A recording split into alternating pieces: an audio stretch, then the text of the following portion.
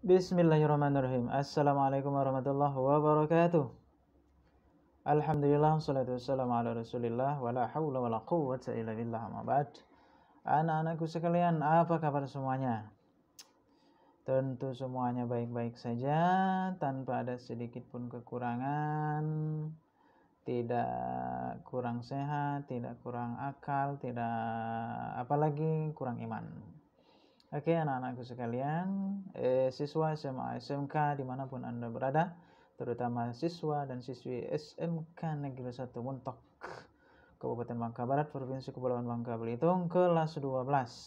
Kita akan melanjutkan pembelajaran kita, yaitu menghidupkan nurani dengan berpikir kritis. Anak-anakku sekalian, kita lanjut materi kita. Menghidupkan nurani dengan berpikir kritis. Yang pertama yang akan kita bahas adalah ayat Al-Quran tentang berpikir kritis, yaitu Quran Surah Ali Imran ayat 190-191. Yang kedua, keterkaitan berpikir kritis dengan ulil albab sesuai dengan Quran Surah Ali Imran ayat 190-191. Yang ketiga adalah manfaat berpikir kritis, dan keempat adalah menerapkan perilaku mulia. Nah, anak-anakku sekalian, kita lanjut. Yang pertama adalah definisi berpikir kritis. Di sini kita disajikan dengan dua pendapat dari seorang pakar tentang berpikir kritis. Pakar ilmu yang pertama adalah Mertes.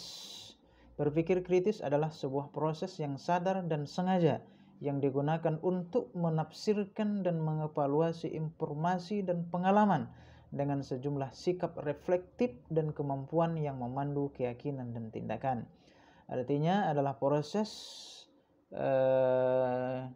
akal kita sedang on, sedang berpikir, sedang sadar, tidak sedang tidur, tidak sedang ngigau, tidak sedang lupa, apalagi tidak sedang gila. Maka adalah sebuah proses berpikir dengan posisi sadarkan diri dan mengambil informasi-informasi yang ada, pengalaman-pengalaman yang ada, baik melalui mata, melalui pendengaran, itu diseleksi dengan sebaik mungkin, jangan kita telan mentah-mentah.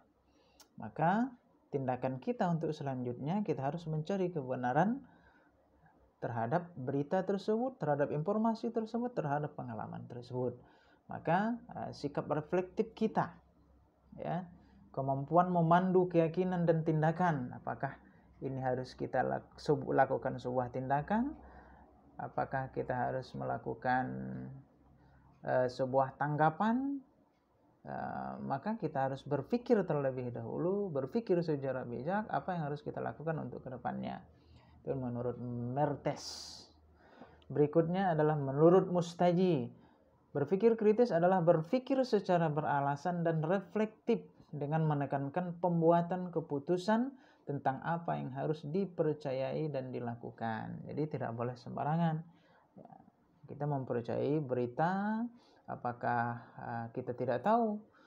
Kalau kita memang kita tidak tahu, maka kita konfirmasi, kita tabayun kalau dalam bahasa agamanya, kita konfirmasi benar atau tidak berita ini, benar atau tidak apa yang kita lihat ini, benar atau tidak apa yang kita dengar, benar atau tidak yang menjadi pengalaman kita. Maka onkan posisi otak kita, onkan posisi berpikir kita, maka segenap kemampuan yang ada di dalam diri kita harus kita hidupkan, ya. Maka hidupkan nurani dengan berpikir kritis. Anak-anakku sekalian, kita lanjutkan. Nah, ayat Al-Quran tentang berpikir kritis, Allah Subhanahu wa Ta'ala menjelaskan dan memberikan sebuah ayat yang mengandung makna tentang berpikir kritis, di mana di dalam ayat ini kita harus berpikir apa yang disebutkan, apa yang diucapkan, apa yang diberikan oleh Allah, penjelasan yang ada di dalam ayat ini. Kita diberikan kesempatan oleh Allah untuk berpikir kritis. Ini salah satu ayat yang memberikan motivasi kepada kita untuk berpikir kritis terutama, yaitu Quran Surah Ali Imran ayat 190-191. Kita baca. A'udzu billahi الشيطان الرجيم. بسم الله الرحمن الرحيم. إن في خلق السماوات والأرض واختلاف الليل والنهار لآيات لأولي الألباب الذين يذكرون الله قياما وقعودا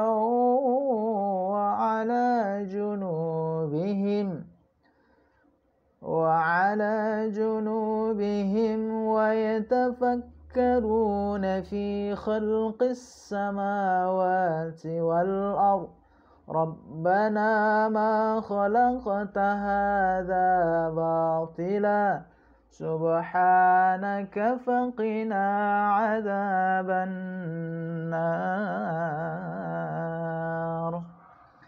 إن في خلق السماوات والأرض واختلاف الليل والنهار لآيات لأولي الألباب الذين يذكرون الله قياما وقعودا وعلى جنوبهم ويتفكرون في خلق السماوات والأرض ربنا ما خلقت هذا باطلا سبحانك فقنا عذاب النار. Quran Surah Al-Imran ayat 190 191.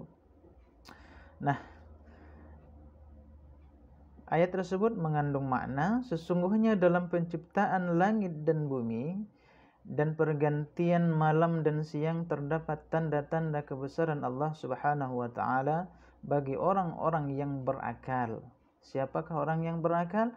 Yaitu orang-orang yang senantiasa mengingat Allah Subhanahu wa taala dalam keadaan berdiri, dalam keadaan duduk dan dalam keadaan berbaring dan memikirkan penciptaan langit dan bumi seraya berkata, "Ya Tuhan kami, tidaklah Engkau ciptakan semua ini dengan sia-sia. Maha suci Engkau, lindungilah kami dari siksa api neraka." Itu artinya. Nanti penjelasannya akan kita jelaskan di slide berikutnya. Kita lihat dulu hukum tajwid sekilas sedikit yang kita bahas, tidak semuanya.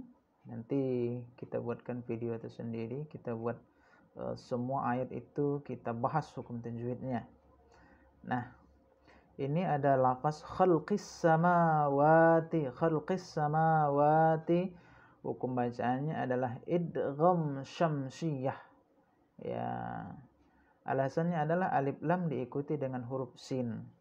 Sebenarnya saya lebih senang hukum bacaannya bukan idgham syamsiyah, tapi saya lebih senang dengan alif lam syamsiyah karena alasannya itu alif lam diikuti dengan huruf sin, yang mana as-samawati ya.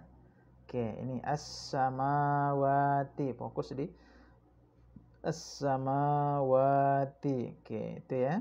Nah, jadi itu alif lam syamsiyah ada al ya. Ada al, alif dan lam diikuti dengan huruf sin, maka hukum bacaannya adalah idgham syamsiyah atau dimasukkan ya. Jadi alif lam syamsiyah itu alif lamnya tidak dibaca, jadi langsung khalqis samawati, jadi tidak dibaca alif lamnya, maka dia disebut dengan alif lam syamsiyah. Berikutnya adalah alif lam qamariyah, saya menyebutnya alif lam qamariyah ya. Lafaz wal ardi, hukum bacaannya izhar qamariyah atau alif lam diikuti dengan huruf hamzah. Maka saya lebih condong kepada hukum bacaan yang menyebutkan dengan alif lam, karena yang dibahas ini adalah alif lam qamariyah. Yang di atas adalah alif lam syamsiyah, yang di bawah alif lam qamariyah. Kalau alif lam syamsiyah yang atas ini ya, alif lam syamsiyah yang atas ini tadi ya, ini sinnya tidak alif lamnya tidak dibaca. Yang dibaca hanya langsung masuk ke sinnya. Jadi tidak dibaca alif lamnya khalqis samawati. Tapi kalau wal ardi ini alnya dibaca. Wal ardi wal, alif lamnya dibaca. Maka dia disebut dengan alif lam qamariyah. Berikutnya adalah qiyamau wa qu'udau. Yang mananya yang tanwinnya ya, tanwin diikuti dengan huruf waw. Itu namanya idgham bi gunnah. Tanwin itu yang mana ini? Oke. Tanwinnya adalah yang kiaman ya, kiaman ini. Oke ya. Kiaman. Oke, qiyamau wa qu'udau. Oke, jadi dibaca bukan kiaman, tetapi an in un ini, tanwin ini ya, ini an dibaca masuk ke dalam huruf waw, maka dia disebut dengan idgham bi gunnah. Qiyamau, 2 harakat. Qiyamau ditahan. Qiyamau wa qu'udau wa ala junubihim. Itu lanjutan ayatnya ya. Berikutnya adalah mad tabi'i. Oke, apa itu mad tabi'i? Dhamma diikuti huruf waw. Waw mati atau sukun. Yang mana ini? Oke, ini ya, junubihim.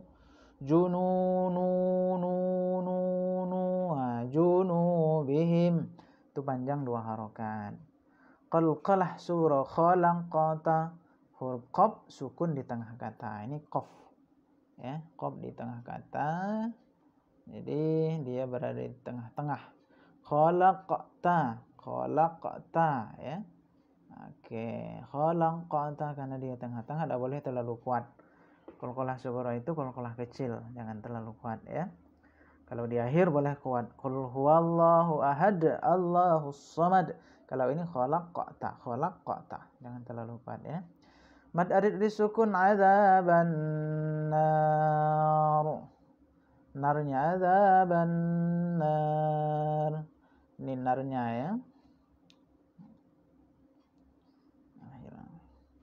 Narnya. Itu mad arid disukun, maksudnya mad tabi'i diikuti huruf hidup dibaca waqaf. Ini mad tabi'inya adzaban nar. Oke ya. Adzaban nar. Nar itu boleh dibaca 2 harokat, boleh juga dibaca sampai 6 harokat ya. Adzaban nar. Benar. Adzaban nar. Boleh juga ya. Oke, itu hanya sekilas tentang tajwid. Kita lanjutkan asbabun nuzul dari Quran surah Ali Imran ayat 191 sampai 190 sampai dengan 191. Asbabun nuzulnya adalah menurut At-Tabari. Oke, kita lihat asbabun nuzulnya. Menurut At-Tabari dan Ibnu Abi Hatim meriwayatkan dari Ibnu Abbas radhiyallahu anhu bahwa orang-orang Quraisy mendatangi kaum Yahudi. Saya ulangi, bahwa orang-orang Quraisy itu mendatangi kaum Yahudi dan bertanya, bukti-bukti kebenaran apakah yang dibawa Musa? Ini kan ada orang Quraisy. Orang Quraisy ini bertanya kepada orang Yahudi, bukti-bukti kebenaran apakah yang dibawa Musa kepadamu? Maka dijawab oleh kaum Yahudi, tongkatnya dan tangannya yang putih bersinar bagi yang memandangnya. Kemudian orang Quraisy ini mendatangi kaum Nasrani dan menanyakan, bagaimana halnya dengan Isa? Dijawab oleh kaum Nasrani, Isa menyembuhkan mata yang buta sejak lahir dan penyakit sopak, serta menghidupkan orang yang sudah mati. Selesai, ke orang Nasrani, orang Quraisy ini Selanjutnya mereka mendatangi Rasulullah sallallahu alaihi wasallam, Nabi Muhammad sallallahu alaihi wasallam, dan bertanya lagi. Berkata kepada Nabi Muhammad sallallahu alaihi wasallam, "Mintalah dari Tuhanmu wahai Muhammad agar bukit Safa itu jadi emas untuk kami." Maka Nabi berdoa dan turunlah ayat Quran surah Ali Imran ayat 190-191, yaitu mengajak mereka memikirkan langit dan bumi tentang kejadiannya, hal-hal yang menakjubkan di dalamnya seperti bintang-bintang, bulan, matahari, serta peredarannya, laut, gunung-gunung, pohon-pohon, buah-buahan, binatang-binatang, dan lain sebagainya. Kecil menurut Allah kalau mau hanya menjadikan gunung ini sebagai emas. Tapi coba pikirkan bagaimana perubahan siang dan malam, bagaimana terjadinya timbulnya matahari, timbulnya bulan, dan lain sebagainya. Ya, ada gunung, daratan, laut yang lebih besar yang harus dipikirkan. Itu asbabun nuzulnya, ya. Oke, selanjutnya penjelasan ayat. Nah, dalam penjelasan ayat ini kita mulai dari dialog. Diriwayatkan dari Aisyah bahwa Rasulullah SAW minta izin untuk beribadah pada suatu malam, kemudian bangunlah dan wudu'lah lalu sholat. Saat sholat beliau menangis karena merenungkan ayat yang dibacanya. Setelah sholat beliau duduk memuji Allah Subhanahu wa Ta'ala dan kembali menangis lagi hingga air matanya membasahi tanah. Nah, ini terjadi dialog antara Nabi Muhammad SAW dengan Bilal. Setelah Bilal datang untuk azan subuh dan masih melihat Nabi Muhammad SAW menangis, ia bertanya, "Wahai Rasulullah, mengapa Anda menangis?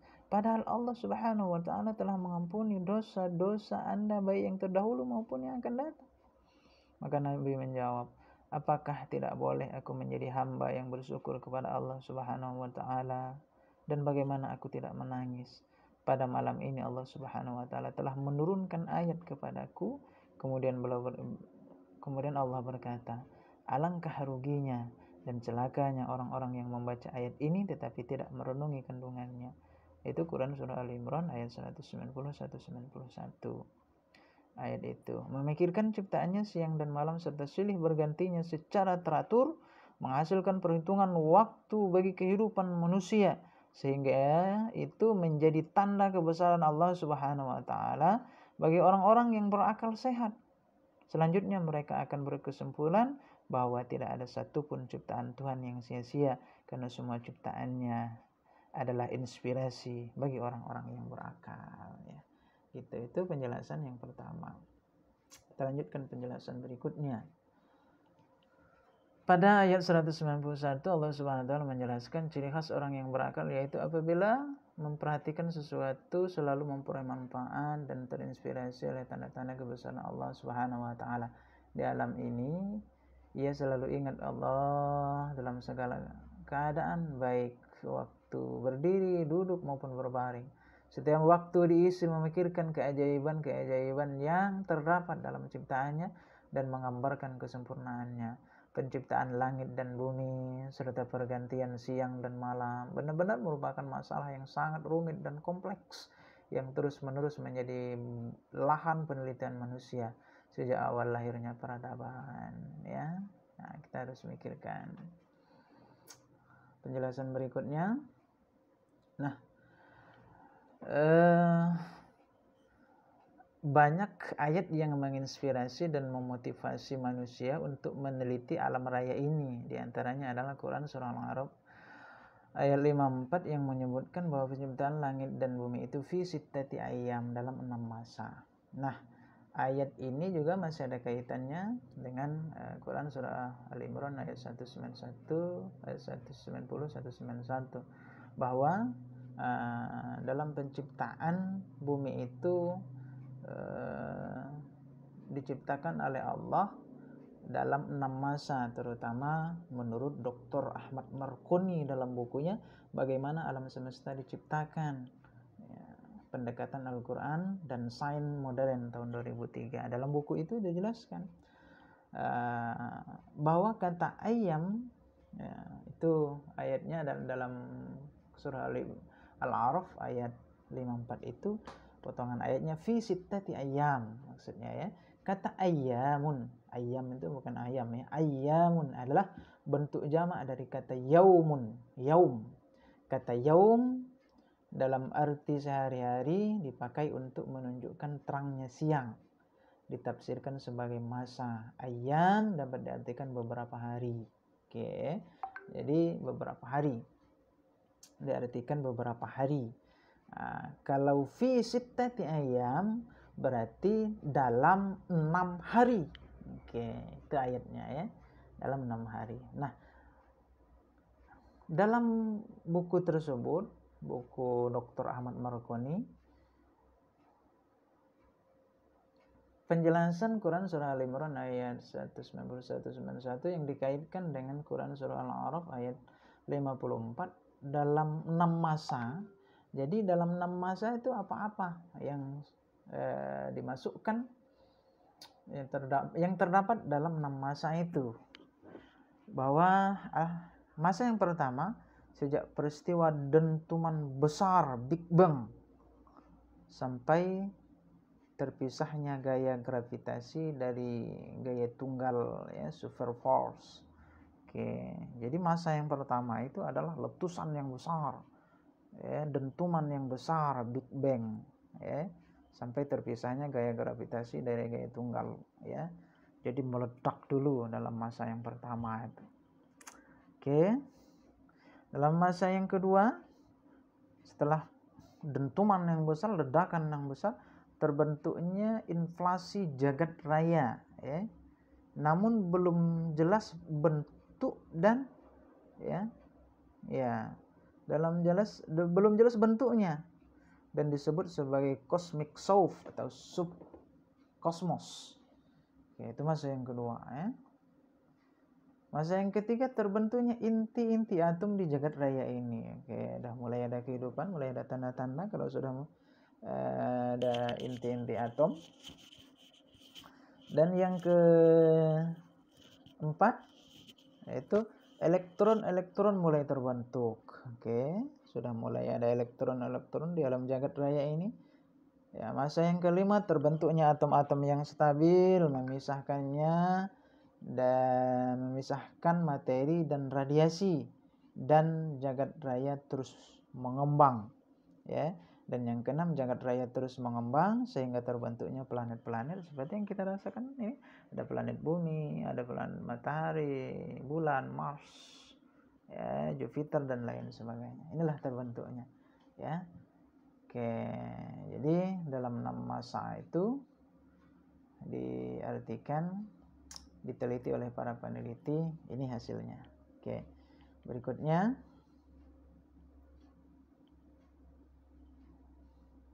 penjelasan ayat berikutnya.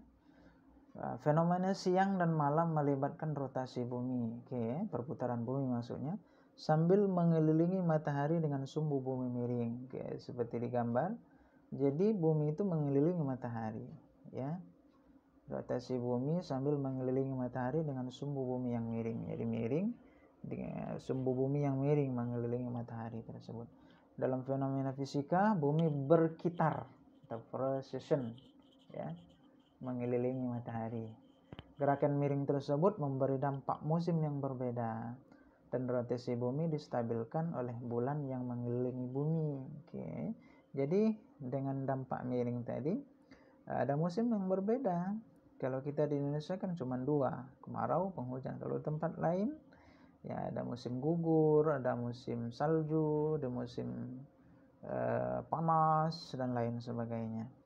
Dan ternyata rotasi bumi distabilkan oleh bulan yang mengelilingi bumi. Jadi bumi mengelilingi matahari, bulan mengelilingi bumi. Oke, jadi puncaknya itu memang ada di matahari, ya. Induknya ada di matahari yang dikelilingi bumi, bulan pun mengelilingi matahari, ya. Oke. Berikutnya keterkaitan berpikir kritis dengan ulil albab. Ya, ulil albab itu adalah orang-orang yang berpikir juga, ya. Jadi berpikir kritis itu adakah kaitannya dengan orang-orang hebat yang memikirkan penciptaan alam semesta ini? Nah, apa sih tujuan kita? Tujuan kita itu apa sebenarnya? Ya, tujuannya udah apakah hanya sekedar habis di situ-situ saja? Ternyata tujuan kita adalah akhirat. Dalam Islam, masa depan yang dimaksud bukan sekedar masa depan di dunia, tetapi lebih jauh dari itu, yaitu di akhirat. Orang yang dipandang cerdas oleh Nabi adalah orang yang pikirannya jauh ke masa depan di akhirat, ya. Maksudnya jika kita sudah mengetahui bahwa kebaikan dan keburukan akan menentukan nasib kita di akhirat, maka dalam setiap perbuatan kita harus ada pertimbangan akal sehat. Jangan dilakukan perbuatan yang akan menempatkan kita di posisi yang rendah di akhirat. Ya, berpikir sebelum bertindak, berpikir sebelum bertindak, berpikir sebelum bertindak. Itulah moto yang harus menjadi acuan orang yang cerdas, ya. Jadi orang yang cerdas itu dalam Al-Quran itu berpikirnya lebih ke masa depan yang sebenarnya, tidak hanya dunia. Dunia memang harus kita pikirkan, karena dunia tempat bercocok tanam, ya. Karena kalau kita tidak bercocok tanam di dunia, maka di akhirat kita tidak bisa memanen apa-apa. Maka itulah keseimbangan antara dunia dan akhirat. Keseimbangan antara dunia dan akhirat itu perintah Allah. Tidak boleh juga kita lebih condong kepada dunia, tetapi tidak boleh juga kita lebih condong kepada akhirat. Harus seimbang, ya, harus seimbang. Kalau lagi bekerja, azan, ya tinggalkan pekerjaan, sholat dulu, dan setelah itu boleh dilanjutkan kembali. Itu begitu, salah satu keseimbangan itu, ya. Oke, berikutnya ini hadis yang menjelaskan tentang keterkaitan dengan ulil albab tadi, ya, berpikir kritis dengan ulil albab. An Abi Ya'la Shaddad bin Aus radhiyallahu anhu anin Nabi sallallahu alaihi wasallam qala al-kayyisu man dana nafsahu wa amila lima ba'dal maut wal ajizu man atba'a nafsahu hawaha wa tamanna 'ala Allah.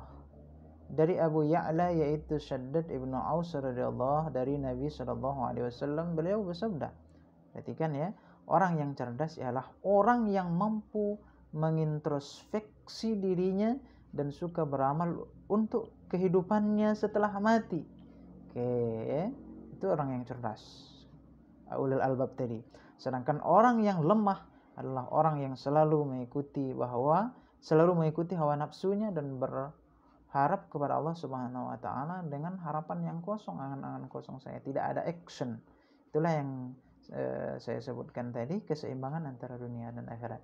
Kejarlah duniamu seolah-olah kamu akan hidup selamanya, tetapi kejar juga akhiratmu seolah-olah kamu akan akan mati besok. Oke, jadi harus seimbang. Jadi dunia bukan tujuan, tetapi akhirat adalah tujuan. Tetapi dunia tidak boleh kita tinggalkan, ya. Oke, yang diutamakan adalah amal, nafsu itu mengimbangi saja. Jangan sampai kalah amal kita oleh nafsu kita. Maka harus seimbang. Sekali lagi kita harus seimbang antara dunia dan akhirat, ya. Dalam hadis sudah disebutkan, wa an Abi Hurairah radhiyallahu anhu anna Rasulullah sallallahu alaihi wasallam qala badiru bil a'mali sab'an hal tantaziruna illa faqran munsiyan aw ghinam mutghiyan aw maradan mufsidan aw haraman mufannadan aw mautan mujhizan awid dajjal fasyaru ghaibi yuntazar awis sa'ata was sa'atu adha wa ammar. Rawahu Tirmizi wa qala haditsu hasan.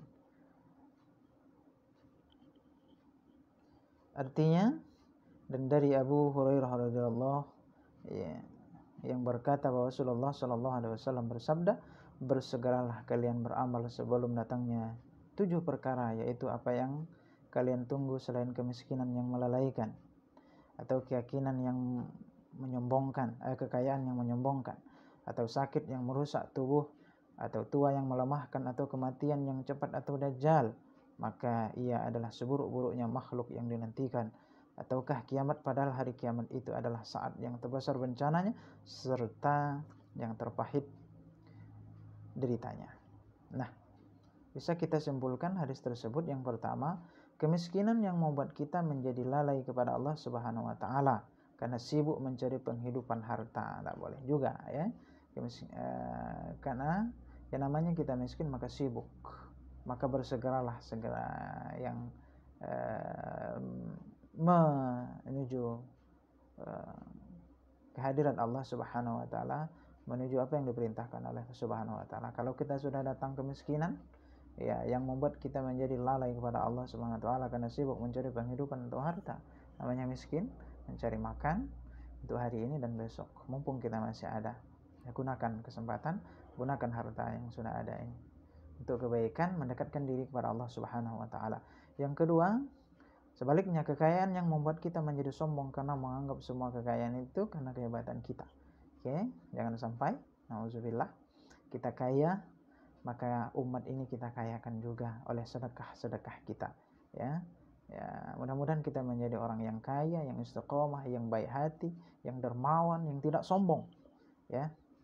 Jangan sampai kita miskin, tetapi umat Islam harus kaya, tapi kaya yang tidak sombong, kaya yang dermawan, kaya yang membantu orang. Yang ketiga, sakit yang dapat membuat ketampanan dan kecantikan kita pudar atau bahkan cacat, ya. Oke, jadi gunakan kesempatan kita yang masih sehat ini. Yang keempat, masa tua yang membuat kita menjadi lemah atau tidak berdaya. Maka mumpung muda ini, ayo berkarya, ayo dekatkan diri kepada Allah, ayo memberikan sesuatu yang terbaik buat Allah untuk kita petik di akhirat. Yang kelima, kematian yang cepat karena usia atau umur yang dimilikinya dan tidak memberi manfaat. Auzubillah. Mumpung masih hidup, laksanakan kebaikan-kebaikan. Kalau sudah sampai ajalnya, maka tidak ada artinya lagi kehidupan ini. Yang keenam, datangnya Dajjal yang dikatakan sebagai makhluk terburuk karena menjadi fitnah bagi manusia. Ya, datangnya Dajjal berarti sudah siap-siap dunia akan hancur, akan terjadi kiamat. Yang ketujuh, hari kiamat, bencana terdahsyat bagi orang yang mengalaminya. Nauzubillah, jangan sampai kita bertemu dengan Dajjal, apalagi sampai kena dahsyatnya bencana kiamat tersebut. Berikutnya, pandangan Rasulullah SAW, berpikir kritis adalah mengumpulkan bekal amal solih sebanyak-banyaknya untuk kehidupan pasca kematian atau akhirat, karena dunia tempat menanam dan akhirat tempat memetik. Jadi di dunia kita menanam, maka tanamlah segala yang kebaikan, segala yang baik, segala yang bagus. Tanamlah bibit yang unggul, yang buahnya akan besar, yang buahnya bagus, maka kita metik di akhiratnya enak, ya, tidak kerdil. Oke. Manfaat berpikir kritis. Yang pertama, menangkap makna dan hikmah di balik semua ciptaan Allah Subhanahu wa taala. Oke. Itu berpikir kritis, ya. Mengoptimalkan pemanfaatan alam untuk kepentingan umat manusia. Yang ketiga, mengambil inspirasi dari semua ciptaan Allah Subhanahu wa taala dalam mengembangkan iptek.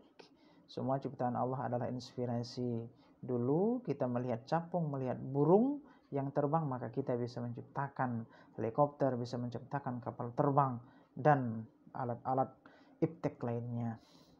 Yang keempat, menemukan jawaban dari misteri penciptaan alam melalui penelitian. Allah sudah mempersembahkan segala sesuatu. Allah menyatakan kepada manusia, wahai sekalian manusia, alam semesta ini, langit dan bumi ini saya tundukkan untukmu, wahai umat manusia. Maka kalau Allah sudah menundukkan untuk kita semua, tinggal kita bagaimana melakukan sebuah pencarian, penelitian, ya, mencari penghidupan dan lain sebagainya. Yang kelima adalah mengantisipasi terjadinya bahaya dengan memahami gejala dan fenomena alam. Adapun manfaat berpikir kritis diantaranya selanjutnya adalah semakin bersyukur kepada Allah Subhanahu wa taala atas anugerah akal dan fasilitas lainnya. Hanya manusia yang diberikan oleh Allah akal pikiran, tidak ada makhluk yang lain, ya. Semakin bertambah keyakinan tentang adanya hari pembalasan. Oke. Semakin termotivasi untuk menjadi orang yang visioner, orang yang pandangannya selalu ke depan, ya, tidak mundur ke belakang. ke belakang sebagai introspeksi boleh, tapi kita tidak boleh hanyut dengan masa lalu. Yang ke-9, semakin bersemangat dalam mengumpulkan bekal untuk kehidupan akhirat. Dunia tempat menanam, sekali lagi, dunia tempat menanam dan akhirat tempat memetik. Maka tanamlah bibit unggul agar kita tidak malu menanam, tidak malu memanen di akhirat nanti, yang akan menjadi tontonan dan menjadi tontonan dan tuntunan orang. Menerapkan perilaku mulia dengan berpikir kritis. Yang pertama adalah senantiasa bersyukur kepada Allah atas anugerah akal sehat. Alhamdulillah akal kita sehat, pikiran kita sehat. Allah Subhanahu wa taala tidak memberikan kekurangan akal dan lain sebagainya. Berikutnya, senantiasa bersyukur kepada Allah Subhanahu wa taala atas anugerah alam semesta bagi manusia, apalagi langit dan bumi ini sudah ditundukkan khusus untuk manusia, kata Allah, ya. Berikutnya, melakukan kajian-kajian terhadap ayat-ayat Al-Qur'an secara lebih mendalam bersama para pakar di bidang masing-masing, menjadikan ayat-ayat Al-Qur'an sebagai inspirasi dalam melakukan penelitian-penelitian ilmiah untuk mengungkap misteri penciptaan alam. Kata Allah, silahkan buka tabir sampai langit yang ke-7 bahkan lebih, silahkan kalian teliti, ya. Menjadikan ayat-ayat Al-Quran sebagai inspirasi dalam melakukan penelitian-penelitian ilmiah. Menjadikan ayat-ayat kauniyah alam semesta ini, maksudnya ayat-ayat kauniyah itu adalah ayat yang tercipta. Kalau ayat qauliyah, ayat yang kata-kata Allah, maka Al-Quran. Ayat qauliyah Al-Quran. Kalau ayat kauniyah, semua ciptaan Allah atau alam semesta ini sebagai inspirasi dalam mengembangkan ilmu, pengetahuan, dan teknologi. Yang keenam, mengoptimalkan pemanfaatan alam dengan ramah untuk kepentingan umat manusia. Ya, manfaatkan alam semesta ini dengan sebaik mungkin, tetapi tidak dengan rakus, karena akibatnya akan kembali kepada kita sebagai umat manusia. Alam semesta ini silahkan diambil isinya, silahkan diambil mineralnya, silahkan diambil isi perut bumi, tetapi tetap dengan standar yang benar, karena kalau tidak sesuai dengan standar, maka yang buruknya akan kembali kepada kita juga. Membaca dan menganalisis gejala alam untuk mengantisipasi terjadinya bahaya, ya, dengan adanya kita membaca siang dan malam dan lain sebagainya. Senantiasa berpikir jauh ke depan dan semakin termotivasi untuk menjadi orang yang visioner, ya, orang yang berpikir ke depan, orang yang berpikir terus untuk maju.